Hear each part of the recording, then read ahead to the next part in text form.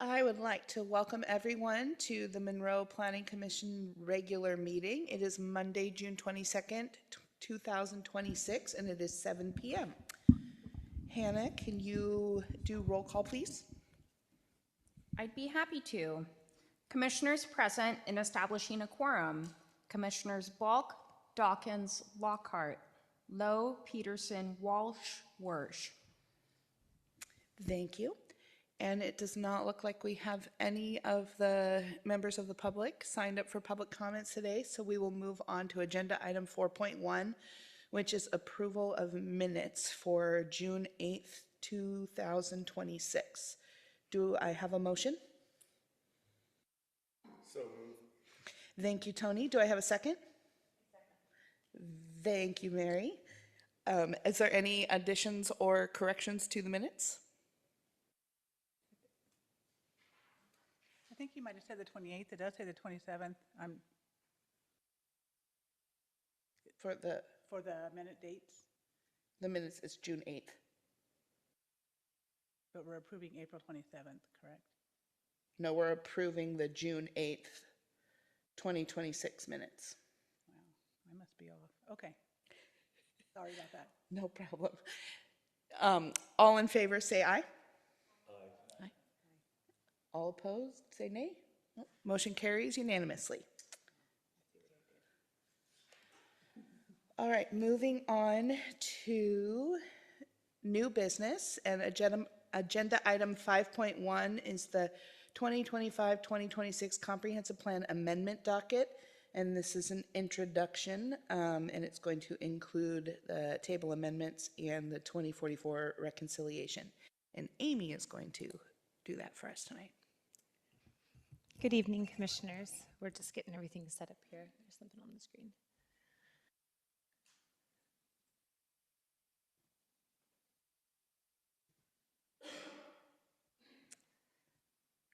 Apologies.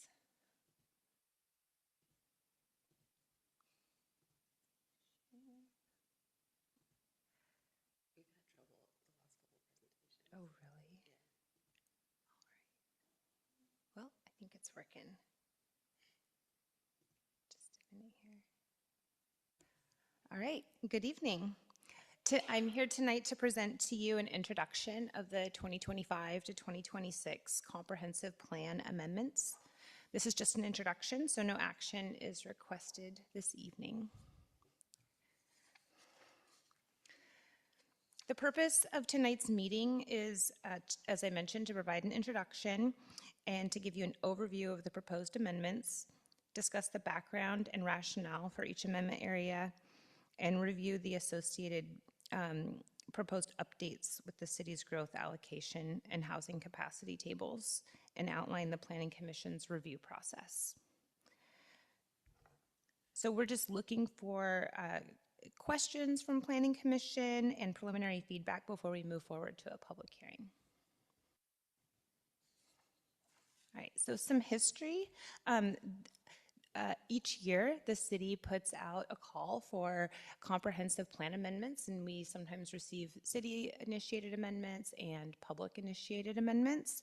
And so that's what, then those items go to a docket for council to review. On September 9th, City Council conducted that annual docket selection hearing and placed a few items on the docket for further review. And then I just need to note that also on that date, City Council placed an item on the docket that was for the first airfield to take away the airport overlay, because at that point, PUD was planning to purchase the property and have it no longer be an airport. Since then, that application has been withdrawn from PUD, and they no longer wish to remove the airport overlay. So if you go back in history and look at where this process has taken us, you'll notice that was on there, and it is, I just want to be clear, it's no longer on the docket tonight. So everything remaining on the docket is what we're looking at tonight. All right, so the proposed amendments consist primarily of 3 amendment areas. The first is the Davis Urban Growth Area expansion. The second is a future land use map correction involving the Smith Brothers property. And the next is future land use map corrections along Park Street. In addition to that, in addition to those map amendments, staff's proposing updates to several comprehensive plan tables and figures to ensure consistency between the future land use map, growth allocations, housing capacity assumptions, and the city's buildable lands inventory.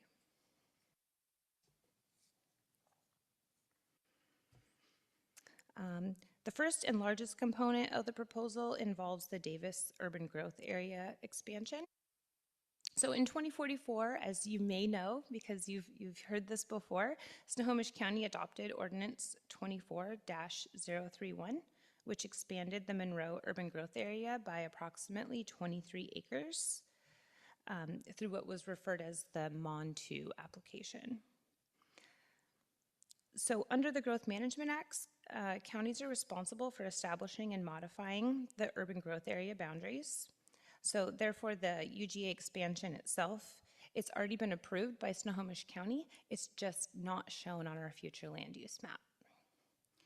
So the purpose of this amendment is to incorporate the county's action into Monroe's comprehensive plan by assigning a future land use map designation and updating the associated planning assumptions with it.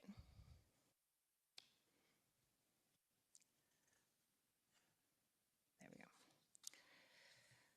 So during Snohomish County's review of the expansion area, and it is on the screen in yellow hatched, it kind of goes around, it wraps around the blue on the screen there. Under Snohomish County's review of the expansion area, the property was evaluated based on county's R9600 zoning, which generally equates to approximately 4.5 units per gross acre. They use net densities, so it's a little difficult to determine the exact density, and we use gross here in Monroe. So the city is proposing a residential 1 future land use map designation. So that's generally looked at as an R7 zoning. And the R7 zoning district allows up to 7 dwelling units per acre for detached housing and 14 dwelling units per acre for attached housing. So the proposed amendment of residential 1, it'll update the city's long-range planning assumptions to reflect the city's adopted planning framework rather than what the county's previous zoning assumptions. Before moving into more individual infrastructure topics, I just want to note that the Davis area has already gone substantial analysis through the pre-annexation zoning process. During that process, Planning Commission and City Council evaluated transportation, utility capacity, school enrollment projections, compatibility with surrounding development, and public comments.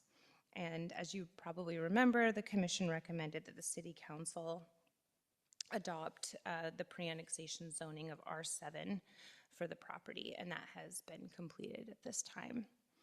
And since residential 1 for a future land use designation matches R7, that's what's proposed with the comprehensive plan amendment.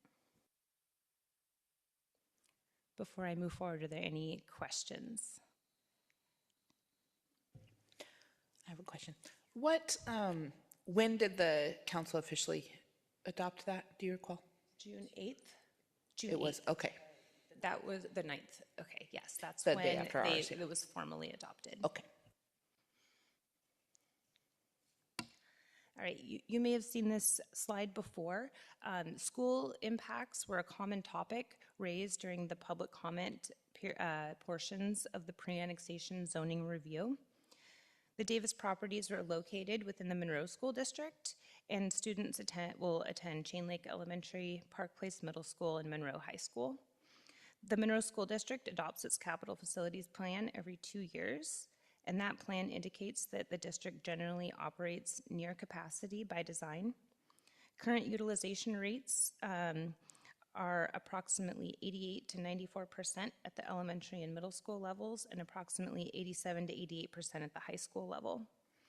5-year projections show modest increases at the elementary and middle school levels, and a projected combined high school utilization of approximately 104%. During this process, the city received a letter from the Monroe School District. They are a part of these processes as well, and they understand that the growth is intended to happen in that area. So in addition, the city of Monroe collects school impact fees at the time of building permit submittal. However, the Monroe School District does not currently impose a fee under its capital facilities plan. They update that every 2 years and make a decision whether or not they want to impose an impact fee. So the city administers just the fee collection portion of that, but the long-term capacity and facility expansion remain the responsibility of the school district. Oh, thank you.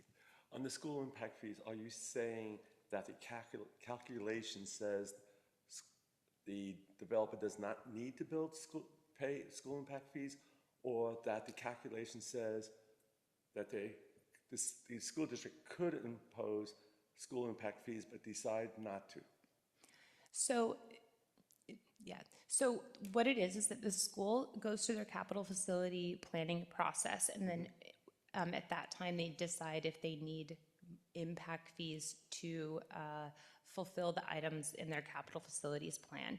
And at this point, based on the plans that they are not collecting school impact fees. Yeah, and I can elaborate on that. Kate Turtelot, planning manager. When the school district was going through their last 6-year plan, they had a significant reduction in student enrollment during COVID, and they have still not come back. And so technically they have capacity. And that's not to say that they don't have needs, but impact fees can only be collected on the impacts that come about because of new development. And so based on where the district is at right now, they chose not to collect impact fees. And again, they do this every 2 years, so they could make a change in 28, I believe, is the next review cycle. And yeah, and they collect at the time of building permit application. And so in a situation, let's say, we would not anticipate building permits for some time in this area. I guess I'm still not clear on the answer. So I realize that they do capital facility plans every 2 years. They project growth, they look at their capacity, and then they look at the difference, and then they calculate if there's going to be elementary school, middle school, blah, blah, blah, blah, blah, and a lot more blah, blahs. And then they come up with a figure. And then they can usually they discount it by 50%, and then they decide to collect that with every building, single family, and there's a difference for single family and multiple Yes. family. So the calculation shows that they do not have a standing to collect fees. That's correct. Okay, that's different than, because there have been school districts who go through that calculation and decide, and the calculation shows that they can collect fees, and the school district, in their infinite wisdom, decide not to collect fees. And there's also the whole issue of, is it a 25% discount or a 50% discount?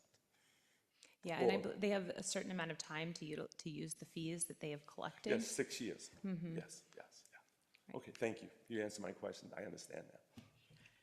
And so to further clarify, the city does not collect fees, or are there fees collected by the city that are school impact fees that are separate from what the district would collect?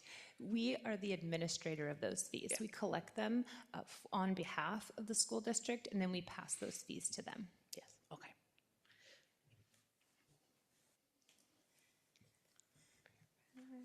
All right. So traffic impacts were also another common concern raised by during the public comment period of the pre-annexation zoning process.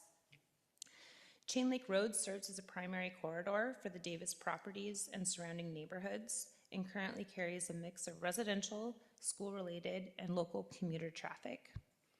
The city recently adopted the 2044 Comprehensive Plan, which includes the 2024 Transportation Plan, which evaluated existing and future transportation conditions citywide, including roadway capacities and levels of service. At the time that analysis was completed, the Davis properties were not located in this, within the urban growth area and therefore were not included in this city's transportation modeling. However, when the city's adopted transportation model is applied and an estimated peak hour trips are added, the analysis indicates that there's excess capacity on the Chain Lake Road corridor and that the city's adopted level of service would not be reduced. Any future development of the Davis properties would still be required to complete a project-level traffic to impact analysis, and if impacts are identified, appropriate mitigation and compliance with concurrency requirements and impact fees would be required.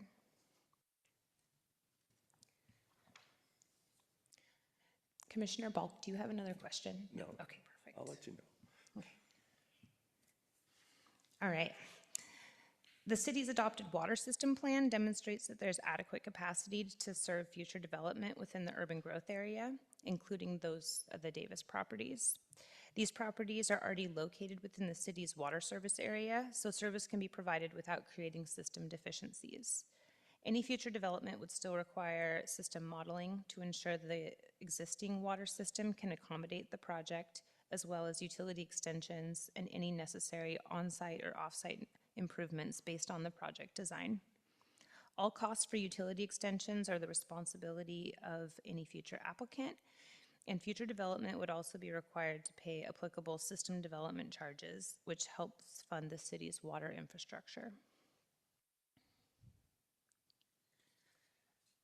All right, moving on to sewer. Monroe's wastewater system also has sufficient capacity to accommodate additional residential growth within the urban growth area without creating deficiencies. While the Davis properties were not specifically analyzed as individual parcels in past reports, the city's 2022 wastewater treatment plant report and the 2024 utility systems planning documents show adequate citywide capacity through approximately 2040. Gravity sewer service is expected for those properties, and no off-site pump stations are anticipated to be impacted. Any future development would require project-specific engineering analysis, utility extensions, and improvements consistent with the city's standards, and payment of all applicable utility costs and system development charges as well.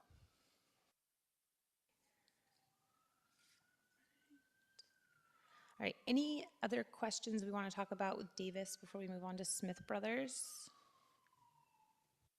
Go ahead, Kelsey. Thanks, Melanie. This is on.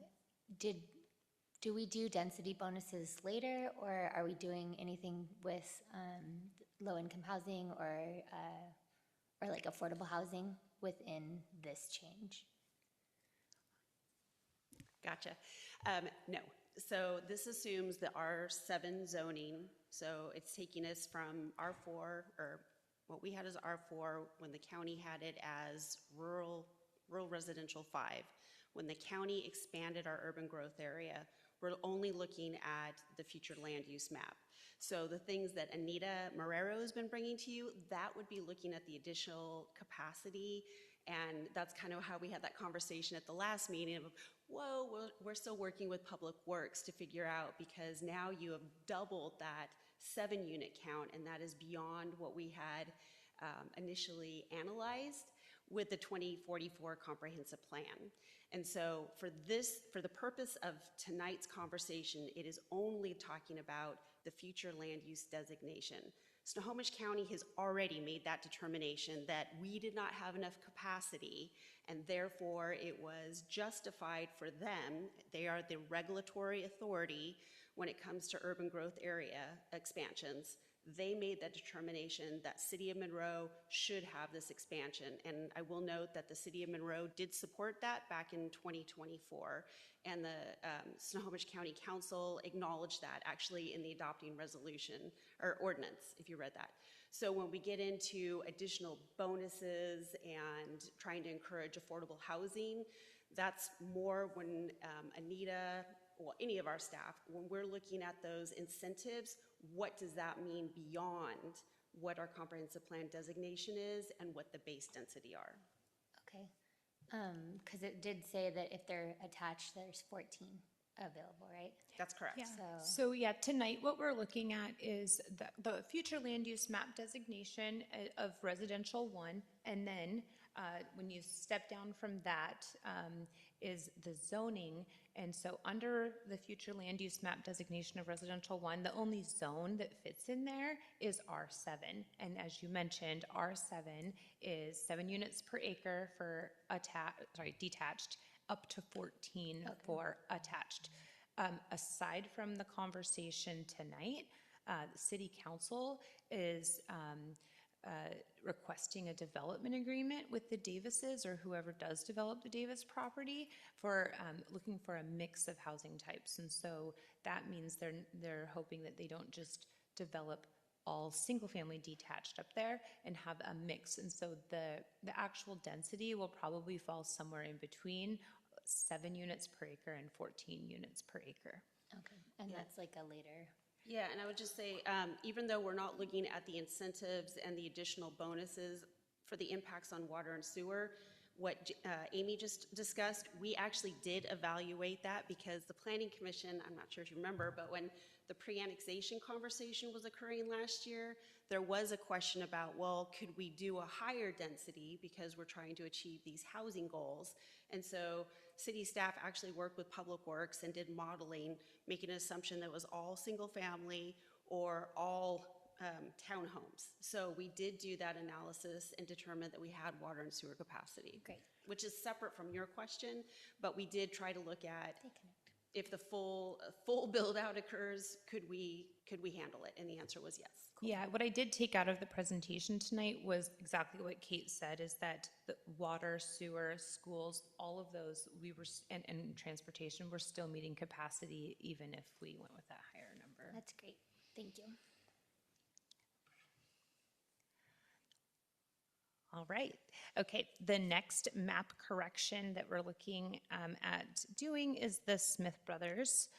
So the property is currently designated general commercial on the future land use map. It's indicated on the screen in the hatched color. I'm kind of like a visual person. So the red just north of there is like where the state roofing was, just south of the railroad tracks on North Kelsey Street. And so this is just south of there. So the site is currently developed with a single-family residence and associated outbuildings, and is surrounded in brown on the screen by residential development patterns.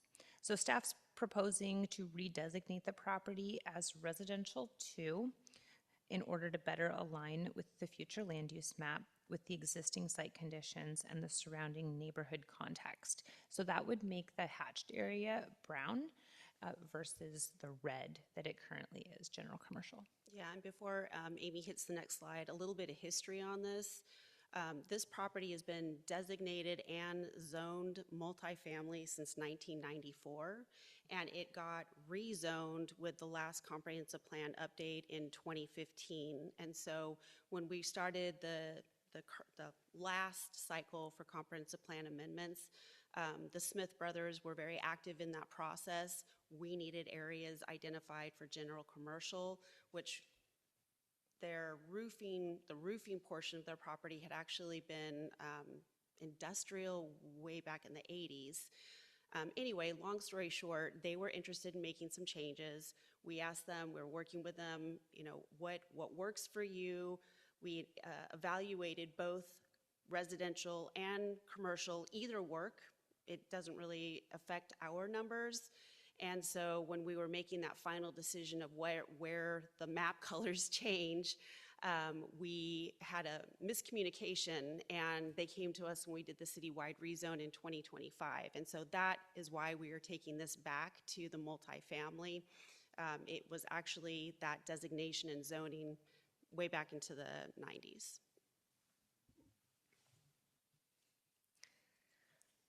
All right, moving on to the next.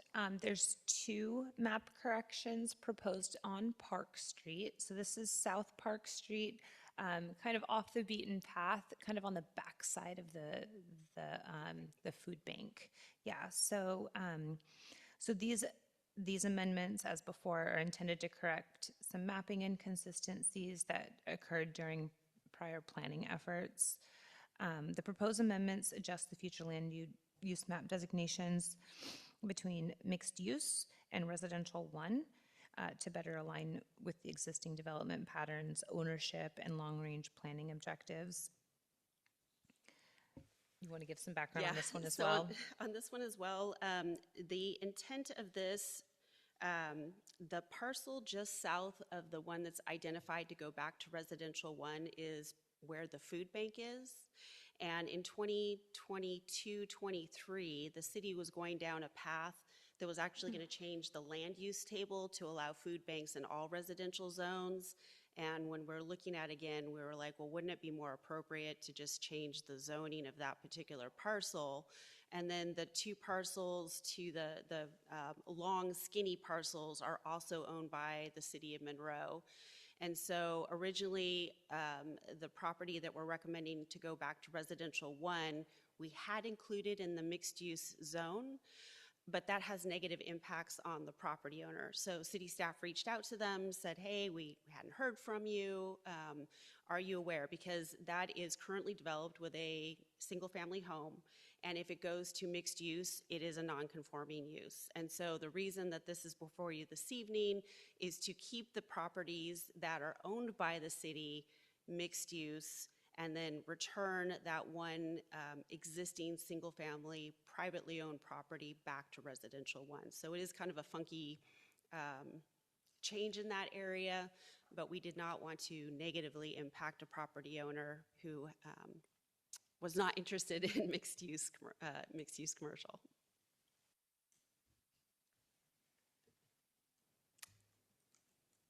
Kelsey? So they said that they wanted that they'd rather have single family? Or They would didn't like to respond? remain single-family, yes. Okay. And it's not like the other ones that we intentionally changed along 179 for that. And then there's the very northern triangle off of Roosevelt. We needed those to hit some of our employment numbers. This parcel, we didn't see as, it's an existing single-family residence. It's very unlikely that we would see a significant change for an employment number, and so we were willing to work with them to make that correction.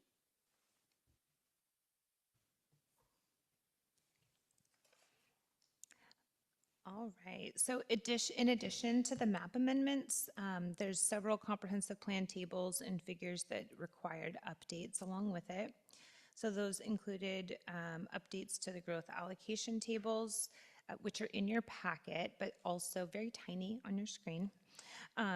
Future land use capacity calculations, housing capacity assumptions, and the mapping figures that we discussed.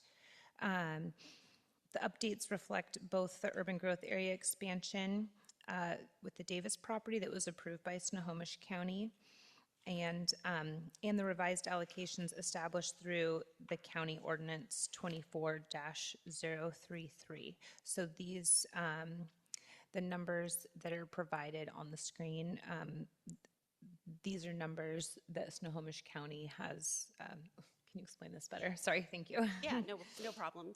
So when the county updated, so kind of in the hierarchy, again, our growth management, planning 101, the state sets these broad guidelines and policies, and then it gets trickled down to the regional planning organization, which for us is Puget Sound Regional Council, or the PSRC, and then from there it cycles down to Snohomish County, and that is our, we work with them to set allocations for Snohomish County, and it's based on the number that we're given from the 4-county region at PSRC. And the county adopts, it's called the Snohomish County-wide planning policies. And so all of the cities work together with the county to say, yes, we can take this much. We have the building capacity to accept this. We plan on making changes to our future land use map, our zoning code.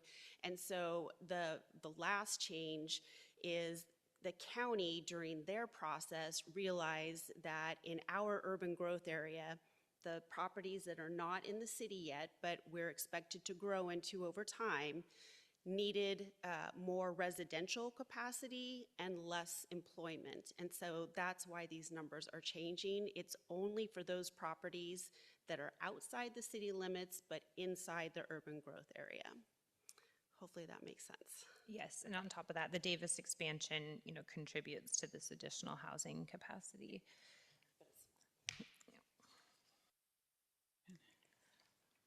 All right. Carla? Yep. Just to kind of clarify, so on these numbers, like on the bottom in red, so it says on there that it's estimated the Davis UGA expansion can accommodate a minimum of an additional 75 dwelling units. But in what you were saying earlier, you were saying 150. So, but like those numbers don't necessarily equate up top, so I was kind of confused on that.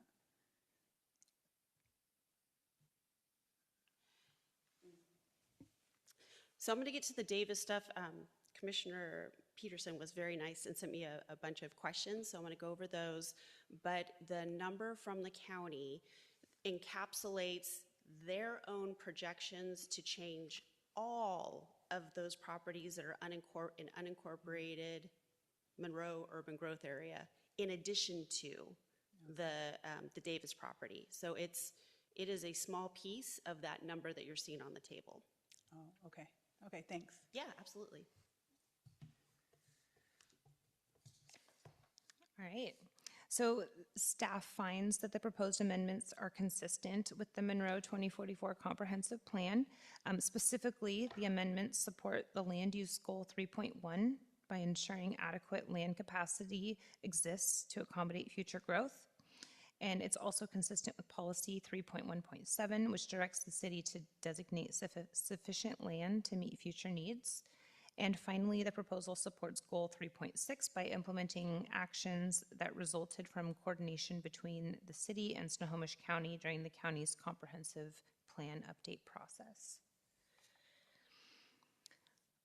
All right, so on the screen, it's kind of small here. I'll read them to you. These are some Planning Commission considerations for you. Are the proposed future land use map designations appropriate? Do the amendments accurately reflect the county actions? Do the updates maintain internal consistency with the comprehensive plan? And do the amendments support long-range growth planning objectives? All right, so the process, tonight it's June 8th, we're having the introduction.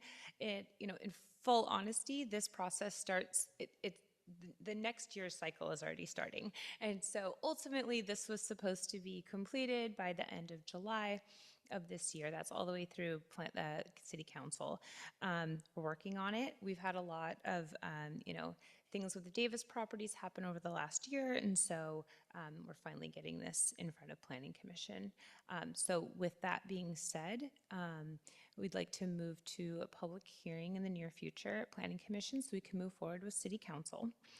And our goal is to ultimately get it through by the end of July. They do go on break in August, but we'll see what happens with that. All right. I'm going to turn it over to Kate now because she wants to go over some questions. Yeah, and also I wanted to give some clarification for our newer commissioners. When we refer to a docket, it's just a list of projects that the City Council says, City, I want you to further evaluate, and once you come back, I want you to take it to the Planning Commission and then City Council for adoption. And so the City Council adopted this docket or list of applications last September. Okay, so Thank you again to Eric for sending questions, because I think this is good for all of you. I'm just going to go through them. I have answers for most of them, but one will definitely need to come back to the commission for some additional information. So the first question was, is this a correction? Which ones are corrections versus materially increasing long-term development capacity? So really the only thing that is changing is the Davis annexation, or excuse me, the Davis Comprehensive Plan Amendment, and that was already decided upon to some extent by Snohomish County, because they are the legal authority that determines our urban growth area. The other two map changes are corrections, and I hope I explained that as I was providing additional information as Amy was giving you the oversight. For the buildable lands information, it really does not make a lot of change, and this is one thing that I'm really happy to come back with a visual for you that shows this is what the county assumptions were, this is what the city of Monroe assumed. And I do want to clarify, we looked, when we did our comprehensive plan process during the environmental impact statement, we looked at no change to big change. And so all of it was reflected, and that's why the final environmental impact statement was linked in your packet. So you could see that we had evaluated both of them. The next one was a request for the side-by-side analysis. We will have to bring that back. I ran out of time today. Questions on the Davis, some of these have already been explained, but again, for the water, sewer, sidewalk, all of that, we do believe we have capacity based on our conversations with Public Works, and again, we were looking at 7 units per acre all the way to 14 units per acre. And on that, I do want to provide a little bit more information. So when Snohomish County does its analysis, it's part of the Buildable Lands Report, which was, some of you saw that a couple of years ago, because that's one of our base documents as we're looking for capacity. And so they divvy up land into vacant, underutilized, or redevelopable. And so there are actually a couple different categories that they evaluated on those 23 acres.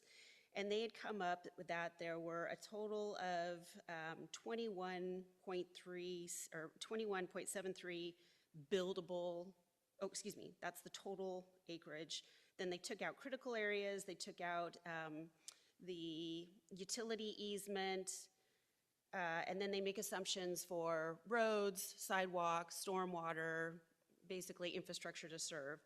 And so they got down to 17.78 buildable lands. And then they multiplied that based on the zoning that we had at the time. So they assumed 4.5 dwelling units per acre, which is not what we have, because we changed our minimum density to 7 units per acre. And so then they worked through that process, and they assumed that there are 2.87 persons per household.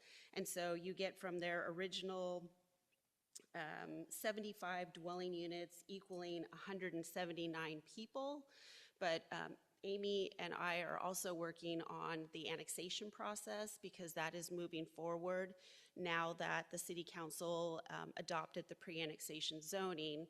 And one of the pieces is a cost-benefit analysis. And so we actually have already been working with our finance department. And the reason I'm explaining this to you is I applied the city's current zoning. So if you apply the 7 units per acre, you could go from the county's original 75 dwelling units to 124 detached. And then I made an assumption that 20% would be townhomes, because that is the ratio that the city requested when the Monroe 30 annexation. That was another one where the city said, we don't want just detached, we need a mix of housing types to move forward, and that was 20%.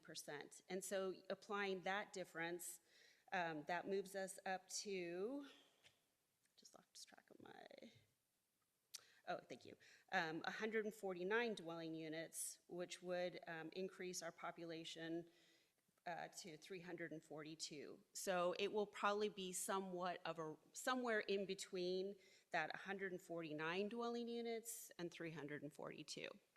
So that is also good news because that is less than what we had been evaluating with the Public Works Department, especially for the sewer capacity. Water, as Amy explained, is already in our water utility district, so sewer was really a bigger one because we do not extend sewer into our urban growth area. A lot of information, and I'll try to put it in the packet so you can read it at the next meeting. See a question? Was that 149 units or 149 people? To So it's 371. 149 dwelling units, and that's a combo of housing and townhomes, and that results in 342 people. Okay, got it. Yes. Based on the counties, and I kind of argue with them a little bit because I actually think 2.8 or 2.7 is low for the city of Monroe. We typically have higher, larger families in our community, but this is based on their census data. And one of the other things that I just brought as a reference point for myself, we've been doing this since 1994, and we have about a 1% annual growth rate if you go all the way back to the beginning of GMA. And I was just looking at the numbers from some of those original plans. The one that was adopted in 2005 said our 2025 population would be 20,540. Well, our population for 2025 was 20,960. So I have pretty good confidence in the process that the county goes through and then the additional filters that the city goes through to make sure that we have the right mix of land uses. Okay, going on.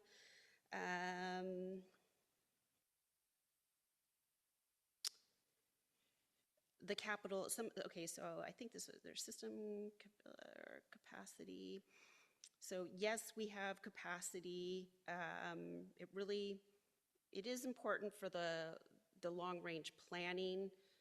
I think we've done our due diligence and covered that one, but any future development of that property, as Amy was explaining, most of the cost is on the applicant. They have to provide all the infrastructure for the subdivision. In the Davis proposal, there are a couple other things that we are working on with the development agreement, and that is the assurance that the multimodal trail along Chain Lake Road gets extended along the frontage of their property.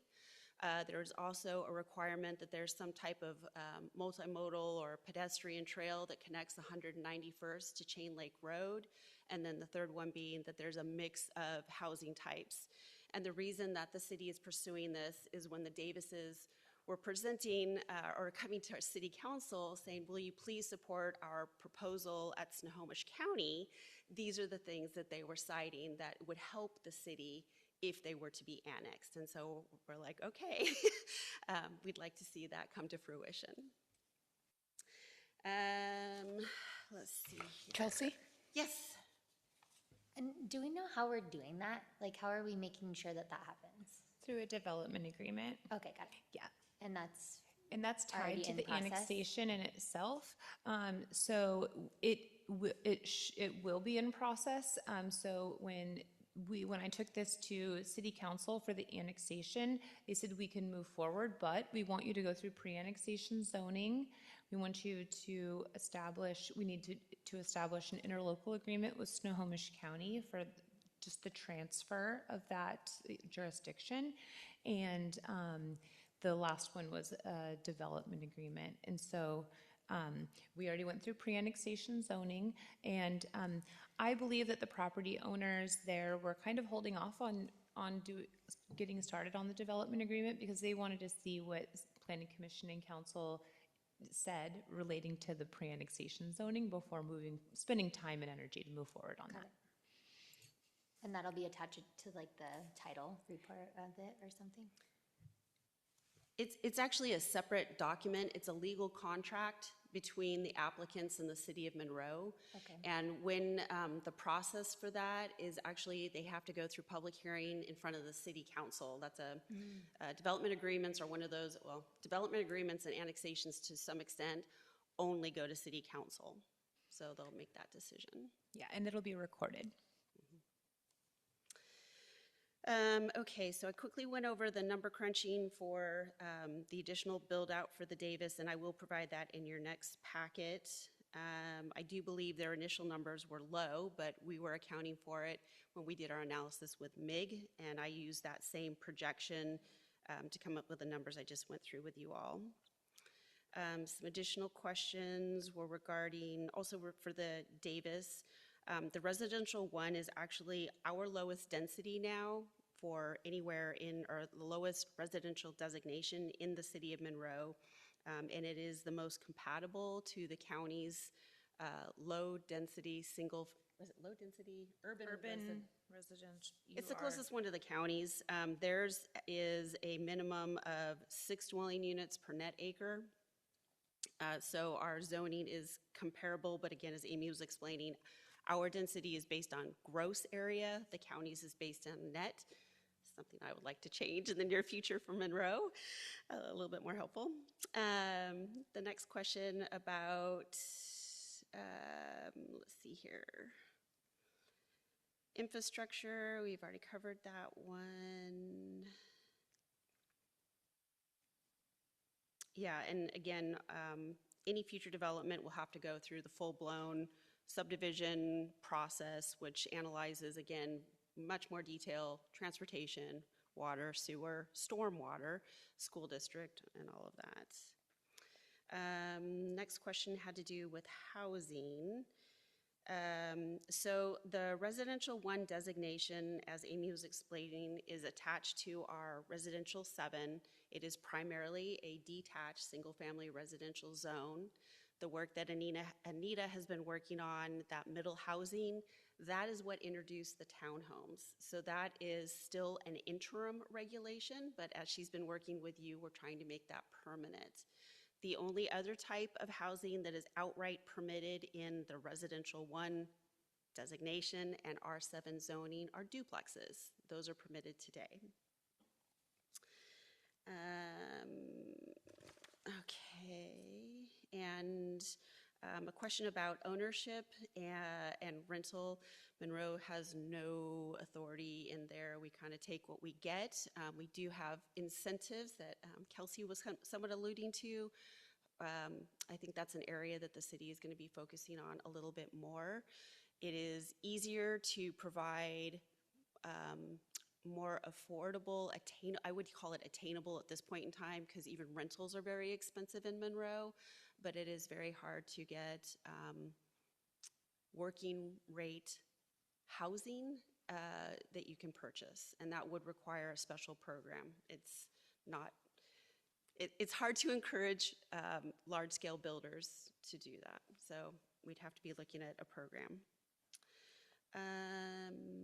Okay, the Smith brothers, we did, it is truly a mapping error just because of timing and conversations with that family. It does not negatively impact our land capacity either way for residential or for general commercial, so I'm pretty confident about that one. Park Street, again, as explained, that additional residential unit, we don't need it for our employment numbers, and it actually creates a negative situation for the homeowner. So we're going to adjust that.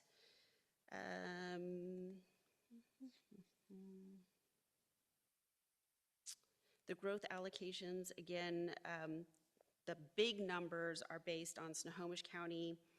During their analysis, changed the capacity for housing and employment on only the unincorporated portions of our urban growth area. And that was through their due diligence. Again, I have high confidence in their analysis, and it was evaluated through their independent environmental impact statement process. One thing that I will include in the next packet, and I appreciate the question being asked, is do we have a surplus or deficit? We actually have a table that tells you if we have surplus or deficit, and we actually have excess capacity in all of our housing indicators, including in the unincorporated UGA, so I am confident that we can absorb what we are being now asked to provide for, and that will be included in your next packet.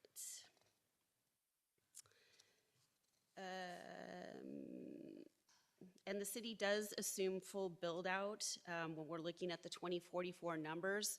Just as a reminder, the Growth Management Act requires that every 10 years we do a look ahead for the next, it's a 20-year horizon, but we look at it every 10 years because things are always changing. And again, based on where the city has been in 1994, in 2005, in 2015, I'm very confident that we will be hitting those allocations, although I will say we have a lot riding on development in North Kelsey right now, so hopefully those properties sell and get developed. And there's also some changes that we will be getting to, but those were for, if you remember through the comp plan, we were looking at adding allowable residential above or behind general commercial along US 2. So that's another thing that it's coming to you shortly. And then the other one was reassessing the zoning in the downtown commercial core and the general commercial along Main Street. All of those things, we needed to make some small changes to get to that 2044 number. So build out is assumed for us to achieve our allocations, but we update every 10 years. And then a question about the errors. There were only 2, and they got caught because of our citywide rezone last year. So I'm confident that's it. And the Davis was because Snohomish County changed our urban growth area. And then there was a question about, oh, the net changes. Yeah, I can provide a table for you along with the comparison of what could have been, what is, and we'll do that before your public hearing. Are there any other questions?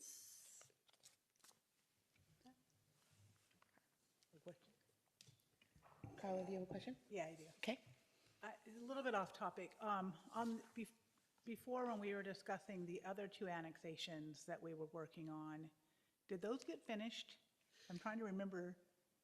The only other, so the Monroe 30, which originally was North 41, that was completed and they're in for subdivision. They also had to go through the development agreement for some items, and I understand that's actually going back to council for a reconsideration on a piece of it.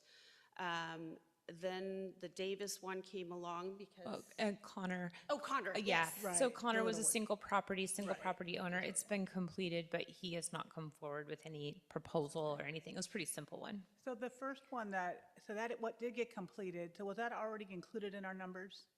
Yes. It was, okay. Yeah. For some reason, I didn't think that got completely, okay. Yeah, the only one is this Davis because it was not originally part of our urban growth area. Right, And yeah. so we're having to make these, we have to go through the modeling to ensure that it is consistent with our utility capacity. The other annexation that the city will possibly be initiating before the end of this year is the northeast urban growth area, and that includes the, what is that? Woods Creek Vista subdivision that is just adjacent to the farm. North of the farm. Okay. That land is already in the city limits. They have no In the urban protest growth area. because It's already in the urban growth area. yeah, it's already in the urban growth area. The Davis one is the only one that has not been accounted for when it comes to our numbers. Any other questions? No? All right, well, thank you so much. Thank you. And is there any, or does everybody feel comfortable with it moving forward to a public hearing? Okay. Perfect. Thank There you you for the are. feedback. Moving on to agenda item 6, which is discussion by commissioners and staff. We will go ahead and start with Mary.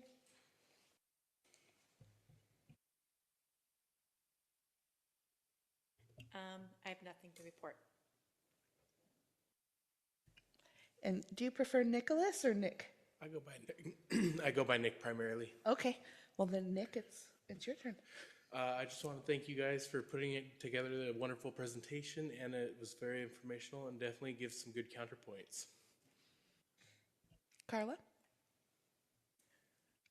I don't really have much to report since last meeting, but again, thank you for all the work that you guys put in and a lot of good information. Thank you. Thank you, of course, staff, for the information, and for our new commissioners, if you haven't already and you feel up to it, it is not a requirement, there has been a lot of, there's been, between the public hearings and the meetings and some of the public comment, there's been a lot of information that's come to us, particularly with the Davis annexation and stuff. So just for informational, historical purposes, that does exist in previous meetings. And then also, it's warm. We have a heat advisory this week. So I hope everyone stays safe and cool. And then this is just kind of a mom plea to the community to be careful with the river. It's very enticing right now, but it's still very cold. 2 weeks of hot weather does not warm that river up much at all. And with all the flooding we had this year, the debris that is sitting at the bottom of the river through the whole thing is, you can't even see all of it. And it's so dangerous right now. There've been river rescues. There was another one today, I believe. And so just be safe. The river is enticing, but being in it, it's risky. So just be safe. Wear those life preservers if you insist on going into the river, and know where you're going, know the terrain, and whether there's been reported blocks and whatnot throughout the space that you're traveling.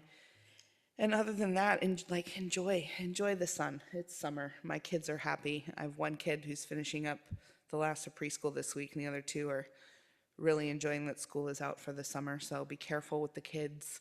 Be careful on the motorized scooters and the e-bikes.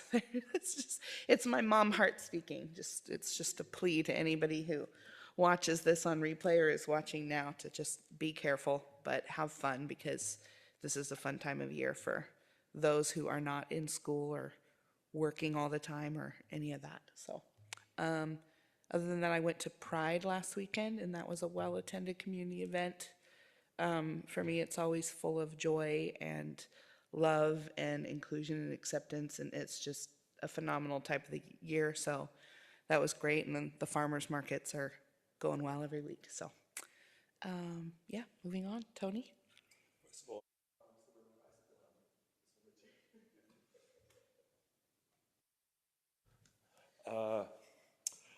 I'm nailing down my plans for vacation, and I may or may not be at the next meeting. I definitely will not be at the final meeting of July. And I'll stay out of the water. I swim like a rock, right to the bottom. Eric? Just want to say thank you for humoring me. 3 pages of questions, so thank you too. I appreciate it. And nothing else to report. Kelsey? Also, thank you. That was such a good presentation and so full of information and concise. It feels good to have some of these wrapping up. Oh my gosh. Okay. And other than that, nothing. And thank you for the warning, because I was going to go kayaking tomorrow.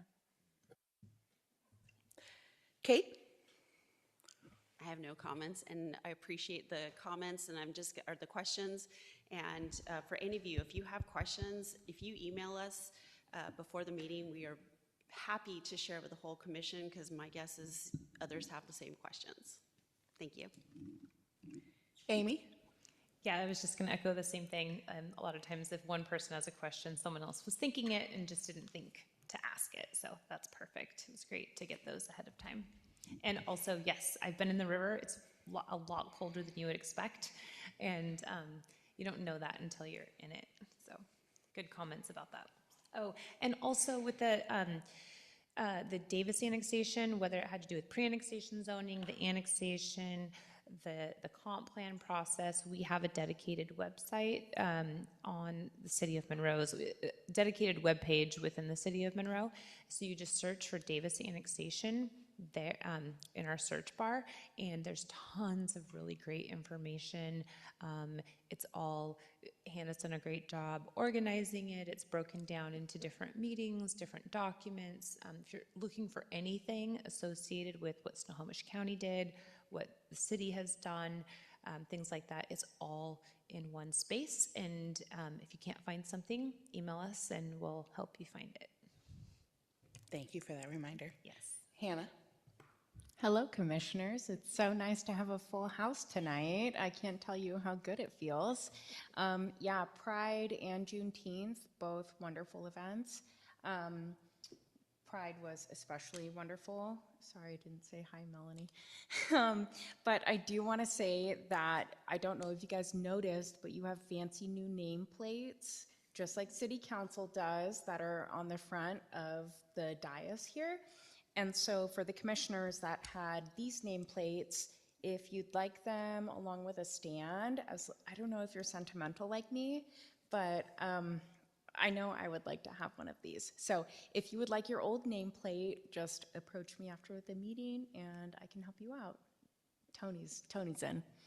That's all. Thank you. Tony, you have a question, you said?